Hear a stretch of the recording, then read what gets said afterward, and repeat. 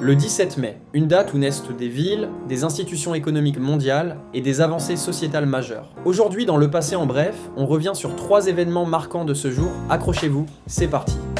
Fondation de Montréal. Le 17 mai 1642, sur les rives du fleuve Saint-Laurent, la ville de Ville-Marie est fondée par Paul de Chaumedet de Maisonneuve et Jeanne Mance. Cette colonie, destinée à l'évangélisation des autochtones et au commerce des fourrures, deviendra la métropole que l'on connaît aujourd'hui, Montréal.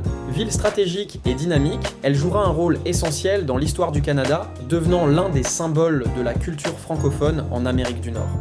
Naissance du New York Stock Exchange. Le 17 mai 1792, sous un sycomore, une espèce d'arbre de Wall Street à New York, 24 courtiers signent ce qu'on appelle le Buttonwood Agreement. Ils s'engagent à ne traiter qu'entre eux et à fixer des règles communes. Cet accord est considéré comme l'acte de naissance du New York Stock Exchange, aujourd'hui la plus grande bourse du monde. Une date qui marque le début de l'organisation des marchés financiers modernes.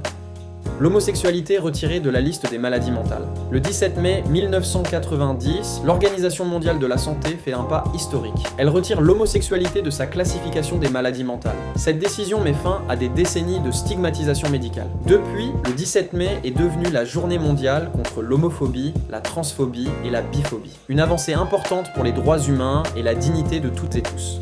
Le 17 mai. Entre la naissance d'une grande ville, d'une grande bourse et d'une avancée fondamentale pour l'égalité. L'histoire s'écrit chaque jour.